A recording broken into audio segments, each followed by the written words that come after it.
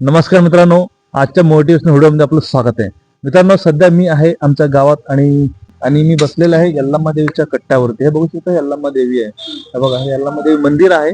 अतिशय कमी शाळा शिकून बिझनेस त्यांच्या डोक्यात कसे आले आणि त्यांना कोण आयडिया दिली त्यांच्याबद्दल थोडं माहिती जाणून घेऊया. तर आमच्या या मित्राला आज विचारूया त्यांचे नाव आणि त्यांनी बिझनेस सुरुवात कशी केली. सर, आपलं नाव काय आहे? रमेश सिद्धारूढ जनवडे. सर, तुम्हाला बिझनेस करायला कोणी आयडिया दिली अथवा मोटिवेट कोणी केले? नाही, दोस्तीमधनं झालं. कोणता बिझनेस करता तुम्ही? आमच्या आडत दुकान आहे, दुधनी कृषी उत्पन्न बाजार समितीमध्ये. ओके, दुधनी येथे यांच्या आडत दुकान आहे. तर कोणकोणत्या प्रकारचे माल तुमच्याकडे येतात सर? आमच्याकडे ज्वारी, गहू, तूर, उडीद, मूग आणि हरभरा, मका. ओके, कडधान्य अथवा जे धान्य तुम्हाला येतात, म्हणजे कुठल्या कुठल्या गावातून अथवा कोणकोणत्या तालुक्यातून तुमच्याकडे माल येतात? आमच्या म्हणजे सलगर गावातून जास्त येते. ओके. आणि चिखळी, उडगी सगळे कर्नाटक, महाराष्ट्र. ओके. जिंतूर, इकडे सगळ्या गावाकडनं येते. शेतकरी जे पीक पेरतात, पीक पेरल्यावर त्यांना काहीतरी अडचणी येतात, म्हणजे खत टाकायला अथवा पीक थोडं मोठं झाल्यावर औषध मारायला. त्यावेळी शेतकऱ्यांना पैशाची जाणीव असते, तो त्यांना पैसे पाहिजे असते.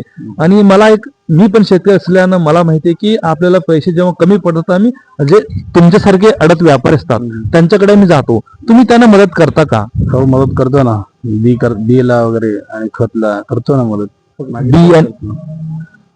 बी खतला मदत करतो. बी आणि खतला मदत करता. ओके. मग कितीपर्यंत, मिनिमम कितीपर्यंत आणि मॅक्झिमम कितीपर्यंत तुम्ही शेतकऱ्यांना असं विदाऊट व्याज मदत करता? तेवढंच किती लागते बीला? 5 आणि 10,000 असं मदत करतो. ओके, 5 ते 10,000 पण तुम्ही मदत करता. मग तुम्ही पण शेतकरी कुटुंबातून आता चांगल्या ठिकाणी गेलेले आहे, म्हणजे व्यापारी करता. मग तुम्हाला कसं वाटतं की शेतकरी जवळ आल्यावर अथवा शेतकऱ्यांचा जो प्रश्न आणि त्यांचे जे प्रॉब्लेम सॉल्व्ह केल्यावर तुम्हाला मनाला आनंद वाटतं का? तुम्हाला काय वाटतं? आनंद वाटतो की त्यांचंही मन शांत, आमचंही मन शांत. आमच्याकडे माल आणतात त्यांनी, मन आमचं बी शांत होते आणि त्यांचं बी शांत होते. ओके. तर मला एक मोठा प्रश्न आहे, तुमचं शाळा किती झालेले? 10वी पर्यंत झालेले. 10वी कम्प्लीट केलेले आहे. तर फक्त 10वी शाळा पूर्ण करून मग तुम्ही या बिझनेस मध्ये कसं काय वळले? काय, आम्ही शेतातले काम करत राहिलं. पुढे पुण्याला गेला. मग आल्यावर दोस्तीमध्ये दुकान ठेवायचं म्हणलं, ठेवून गेलं.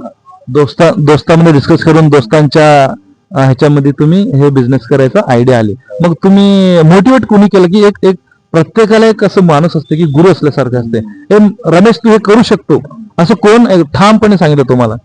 आमच्या गावातली शेतकरी, सलगर गावातली शेतकरी सगळ्यांना विचारलो. ओके. मग दुकान ठेवा म्हणलं, मग ठेवलं. असं. तर थोडक्यात तुमच्या बिझनेस बद्दल माहिती सांगा. तुम्ही सुरुवात कुठून केली आणि आता कुठे तुमचं बिझनेस स्टँड करते? अजून करू लागला हळूहळू. म्हणजे सुरुवात कुठून केले, म्हणजे किती इन्व्हेस्ट केले सुरुवातीला आणि आज काय लेवल मध्ये आहे तुम्ही? आहे थोडाफार होतं शेतकऱ्याच्या, म्हणजे थोडाफार केलं आणि इन्व्हेस्टमेंट. सध्याच्या या टाइम मध्ये, सध्याच्या वेळात तुमचं बिझनेस अतिशय वेगळ्या प्रकारे वेगळ्या लेवलला जाऊन पोहोचलं असेल. हळूहळू चाललंय, पण ह्या वर्षी थोडा पाऊस जास्त झाल्यामुळे थोडा शेतकरी नुकसान आहे.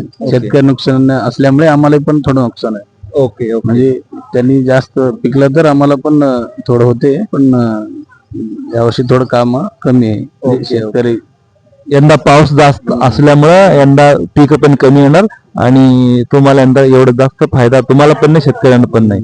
बरोबर.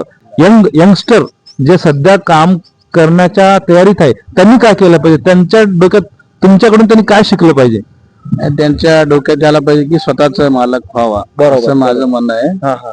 त्यांनी पण काम करावं. ओके. म्हणजे काही कुठले असू द्या, पण स्वतः मालक व्हावा, असं माझं म्हणणं आहे. ओके.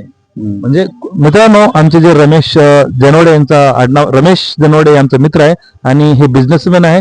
यांनी जे फक्त आमच्या गावातच नाही, जे काही तरुण लोक आहेत, जे तरुण लोक काम न करता असे काही लोक कार्यकर्ता पण म्हणू शकतात, असे भरपूर कार्यकर्ता पण असतात, ते काम करत नाही, इकडे फिरत असतात.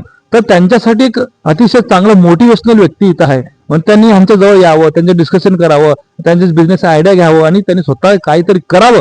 कष्ट केल्याशिवाय फळ भेटत नाही. अतिशय गरीब घराण्यातील जे आपले मित्र आहे, आज एकदम चांगले बिझनेस चालवतात. असं बिझनेस चालवण्यासाठी फक्त आपलं डोकं, आपलं माइंडसेट आणि पॉझिटिव्ह विचार असला पाहिजे. मग तेव्हाच तुमचं जीवन, तुमचं घर आणि तुमचं गाव ऑटोमॅटिक बदलू शकतं. मित्रांनो, अशाच पद्धतीने नवीन बिझनेस आयडिया, नवीन व्हिडिओसाठी माझ्या चॅनलला लाईक आणि सबस्क्राईब करा. धन्यवाद.